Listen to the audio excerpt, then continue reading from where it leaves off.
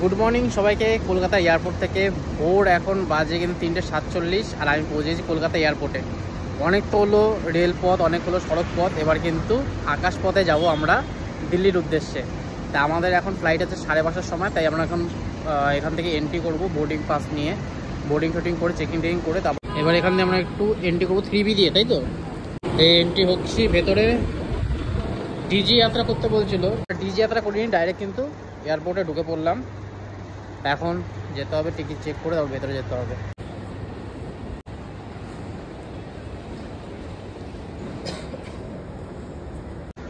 Boarding pass দেখানো complete, আইডিও দেখানো complete.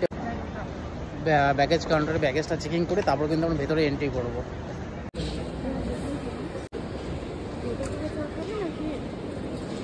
Boarding pass তো বার করা কমপ্লিট, অলরেডি ডান।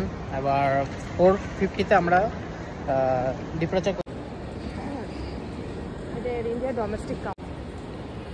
একটা জল একটা চা অর্ডার দিলাম এয়ারপোর্টে বসে।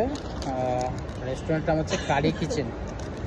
চায়ের দাম কত বলে দিচ্ছি, চায়ের দাম হচ্ছে 300 টাকা আর জলের বোতল হচ্ছে 125 টাকা। মানে ভাই চা 300 টাকা।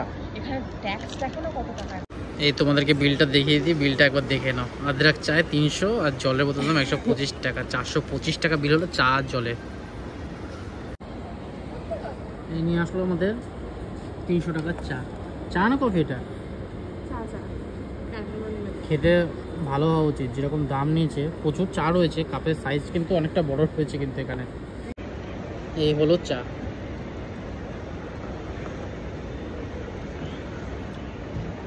চায়ের কোয়ালিটি অনেকটা ক্যাফেচিনোর মতো, অনেকটা কফি কফি খেতে।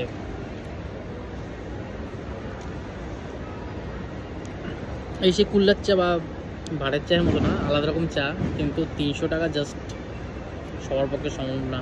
ভুলবশত কিনে ফেলেছি, নাহলে আমি কোনোদিনও 300 টাকা দিয়ে চা খেতাম না অ্যাটলিস্ট।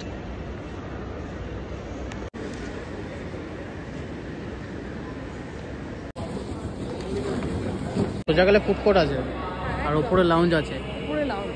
হ্যাঁ, আমাদের যেতে হবে পেছনে যেতে হবে। এখন তো টাইম হয়নি, তাই পরে যাব। এখানে নানা ব্র্যান্ডের কিন্তু দোকান দেখতে পাচ্ছি, সব কিছুই আছে। পুরো এয়ারপোর্টও মল, পুরো সমস্ত রকম মলের ফেসিলিটি। আর এগুলো 24 আওয়ার্স মানে ওপেন থাকে নাকি? এটা তো উঁচু নিচু হয় না, না এটা তো 18 নম্বর সামনে কিন্তু টয়লেটও রয়েছে এখানে।